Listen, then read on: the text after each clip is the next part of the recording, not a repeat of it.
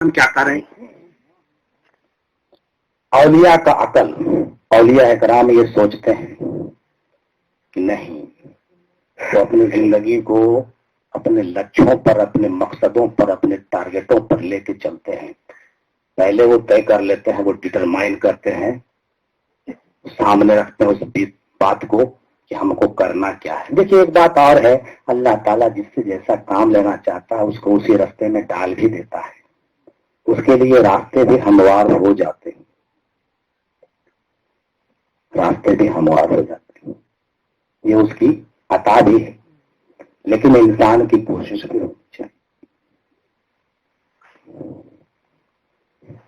ہم آپ جب پیدا ہوتے ہیں 10 سے 20 سال خالی کھیلنے میں گزارتے ہیں. 20 سال تک تو کرکٹ کھیلتے ہیں، فٹ بال کھیلتے ہیں، مستی مارتے ہیں. 20 سال کے بعد اگر بی اے میں کر لیے تو شادی بیاہ کے بعد بچے، پھر نوکری کے بعد پھر گھر بنانا ہے. گھر بنانے کے بعد اس کے بعد بینک میں تھوڑا اکاؤنٹ جمع ہو جائے. شادی بیاہ بچوں کی شادی کرنے والے پوتوں کے بعد پر پوتوں کی سب ملا کے جائیں گے. ایک عورت ہم کو ملی نوازم، بولی کہ سبحان اللہ، اللہ ہمارا دل کو ہے 60-70 گزرو، اللہ کے کرم ہو. ہاں بہت بڑا کرم ہو. ناتی پوتا سب ملا 60-70 کو ہے. بہت اچھا، بہت دعا دیتی ہم کو. اس کا بلڈ پریشر ہم نہیں ماپتے ہیں. پھر زندگی ختم ہو گئے. اور اس کے بعد جب ملک الموت ہے، کوئی ضروری نہیں کہ ملک الموت آرام سے آئے. یہ بھی کوئی ضروری نہیں کہ ملک الموت آرام سے آئے. یہ مت سوچیے گا کہ ستل رہیں گے تو آرام سے ملک الموت لپکل دھپکل آئے گا، دھیرے سے کہے گا کہ چلو اب وقت آ گیا. جی نہیں، کوئی گارنٹی نہیں ہے. آپ یہاں سے جائیے استنجا کرنے کے لیے، گر جائیے، آپ کو ہارٹ اٹیک آ سکتا ہے. ابھی آپ مجلس میں بیٹھے بیٹھے بھی مر سکتے ہیں. ہم بھی بولتے بولتے ہارٹ اٹیک ہو سکتا ہے، کوئی نہیں. ابھی والد بزرگ بول کے گئے کہ غوث پاک جب بیان فرماتے تھے تو بہت سے لوگ مر بھی جاتے تھے ان کی تقریر کو سن کر کے. ان کی بات میں اتنی شدت تھی. حضرت حسن بصری رضی اللہ تعالیٰ عنہ اپنے مجلس میں تقریر کر رہے تھے. آپ پوچھتے ہیں، جو پوچھے وہی بات ہم آپ سے پوچھتے ہیں. تو پوچھے کہ بتاؤ تم لوگ کتنے لوگ ایسے ہو جو صبح کی نماز پڑھ لو گے گھر جا کے؟ کوئی ہاتھ نہیں اٹھایا. عثمان بھائی، آپ میں سے کون ایسے لوگ ہیں جو یقین رکھتے ہیں کہ صبح کی نماز گھر جا کے پڑھیں گے اور سویرے اٹھ کے برس کریں گے؟ تو گارنٹی دے سکتا ہے؟ حسن بصری پوچھتے ہیں کہ تم میں سے کوئی گارنٹی نہیں دے سکتا. اچھا یہ بتاؤ کہ تم لوگ میں سے کون ایسا آدمی ہے جو موت کی تیاری کر لیا ہے؟ پھر ہاتھ نیچے. بولا ہم کو تو بڑی افسوس ہے، لعنت ہے تم لوگوں پر کہ تم اپنے موت پر اتنا یہ نہیں سمجھتے ہو کہ کس وقت آ جائے گا اور اس کی تم تیاری بھی نہیں کرتے ہو. لعنت ہے تمہارے دل و دماغ پر. حسن بصری کہتے ہیں، ہم آپ سے نہیں کہہ رہے، اپنی ہمت ہم کو دیں. حسن بصری اپنے سامعین سے کہتے ہیں تم لوگوں کو اس بات کا یقین نہیں ہے کہ صبح کی نماز پڑھ لو گے گھر جا کر کے، اور تم لوگ ابھی تک تیاری بھی نہیں کیے ہو، تو تم سے بڑا بیوقوف دھرتی پر کون ہوگا؟ حضرت ابراہیم بن ادہم علیہ رحمہ فرماتے ہیں کہ جب میں ایک قدم آگے بڑھاتا ہوں تو سوچ لیتا ہوں کہ میں نے موت کی تیاری کری ہے کہ نہیں. حضرت غوث پاک فرماتے ہیں کہ جب کسی آدمی سے ملو تو یہ سوچو کہ یہ آخری ملاقات ہے، پھر ملو کہ نہ ملو. اس کا مطلب یہ ہوا کہ ہم لوگ صرف سوچتے ہیں کہ مرنا ہے، دیکھا جاتا، جب آئے گا سمے تو دیکھا جائے، جب تک جو کرنا ہے سب کر رہے ہیں. لیکن جب آدمی اس کے لیے سیریس ہو جائے تو قسم خدا کی وہ بہت بڑے مقام اور منزل کا مالک بن سکتا ہے. وہ کامیابی کی منزلیں بھی پہنچ سکتا ہے. وہ اپنی زندگی کو کامیاب کر سکتا ہے. اب ایک शॉर्ट में एक बात करने ताकि वाली हुजूर की बात आपको पूरी तरह से दिमाग में समझ में एकदम सीढ़ी में मचे कि हम आप बहुत कम पढ़े लिखे हैं, हम भी कम पढ़े लिखे हैं, आप भी कम पढ़े लिखे हैं, हम लोग ठोस बात समझते हैं, हम लोग को ज्यादा लब्बो लबाब झोल झाल लफाजी नहीं चाहिए। कहा गया है कि गौवास को मतलब है गुहरते के सदफ से, हमको मोती चाहिए सदफ नहीं चाहिए। हम ये बात आपको कह देना चाहेंगे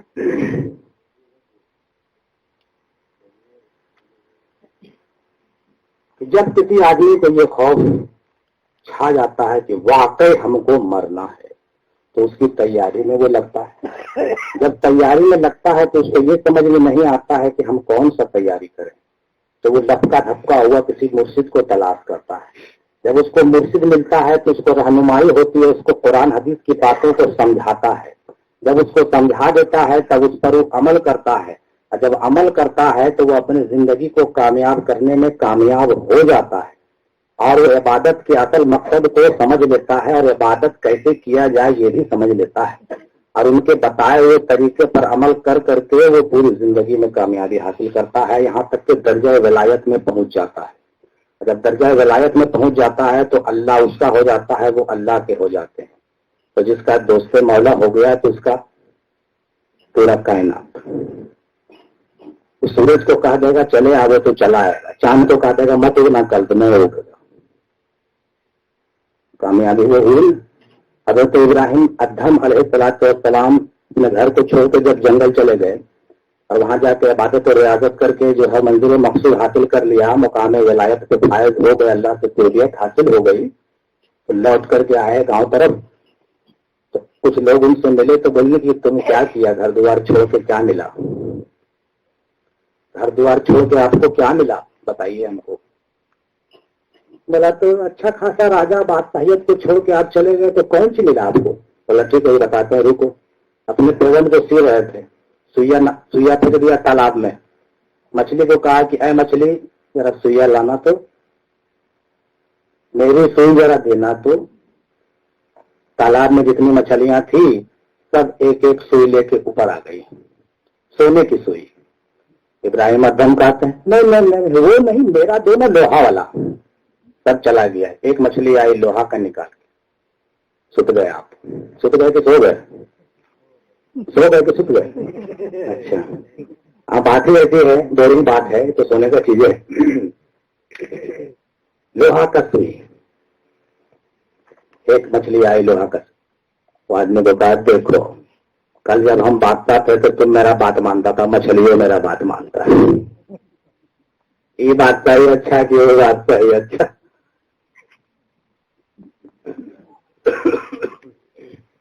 क्या दीजिए सुभान अल्लाह सुभान अल्लाह। तो ये बात खाली बोलने का नहीं, उसके लिए उन्होंने बड़ी बड़ी कुर्बानियां दिया। आपकी बात को मछली कैसे मानेगा भाई, पैसा बनेगा तब ना। अल्लाह की दोस्ती में इतना कामिल हो गए कि उनकी बात लोहा की लकीर बन गई। और ये जिंदगी की असल कामयाबी है। अगर कोई शख्स ये डिटरमाइन कर लेता है बचपन में ही कि नहीं हम कोई बाद में कोई दूसरा चीज बनेंगे, पहले हमको क्या बनना है, अल्लाह का बंदा बनना है। क्या दीजिए सुभान अल्लाह अल्लाह। अगर कोई आदमी पहले ही ये बात को तय कर ले कि हमको दूसरा चीज बाद में बनना है, पहले हमको वो बनना है जो हम बनने के लिए आए हैं, तो वो आदमी सही मानों में दुनिया और दीन दोनों में कामयाबी की मंजिल पर पहुंच सकता है। सुभान अल्लाह। उसके लिए अब एक बात और कह दूं, बात तो सब अब्बा ही वाला हम बोल रहे हैं, लेकिन थोड़ा सा दूसरे अल्फाज में बोल रहे हैं। उनके अंदाज हमारे अंदाज में थोड़ा सा फर्क है। आपको मेरी बात ज्यादा समझ में आएगी। बात वही है। एक बुजुर्ग का फरमान है कि 1,00,000 आदमी में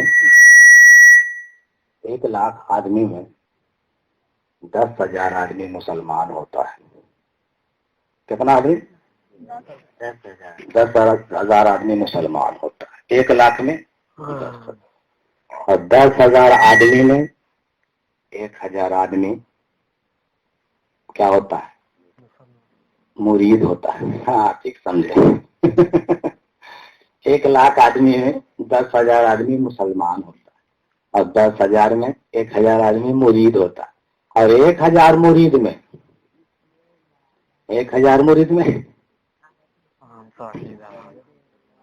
900 मुरीद दुनिया की ख्वाहिश लेके आता है।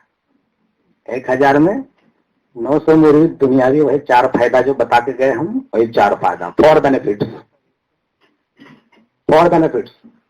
4 फायदे के लिए 900 आदमी छट गए, बच गए 100 आदमी। आखिर वाला फायदा लेकर आता है, अल्लाह को पाएंगे, अल्लाह के पास जाएंगे, अल्लाह के करीब हो जाएंगे। हाँ, करना है, कुछ तो करना है। लेकिन जब उस पर इम्तहान की घड़ी आती है तो 90 नहीं 99 वो भाग जाते, एक तो बचता है। औसत तजुर्बा है।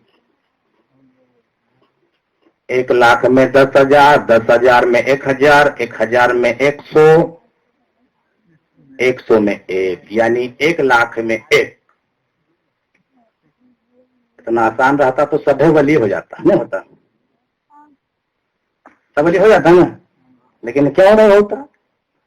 उसके लिए कुछ करना पड़ता। जब डॉक्टर इंजीनियर बनता है तो पटना में रह के आपको 10 बरस कंपटीशन की तैयारी करे पड़ता है, तो अल्लाह के वली बन जाइएगा बगैर तैयारी के। वाह नहीं, सही बात है।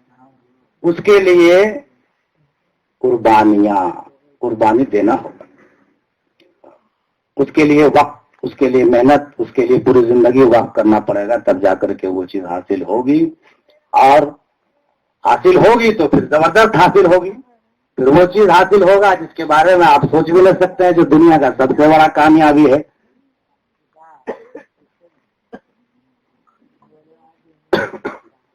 आइए अब इस बात को थोड़ा सा विराम दे दें, अपने ज़हन को बहुत ज्यादा परेशान किया आपके दिमाग को, हम थोड़ा सा कंफर्टेबल मूड में आ जाइए और जनाबे जसीम साहब डी से उनके एक आध कलाम कम वक्तों में, चूंकि बहुत कुछ कहना हजरत को भी, इसलिए इसको पूरा कीजिए।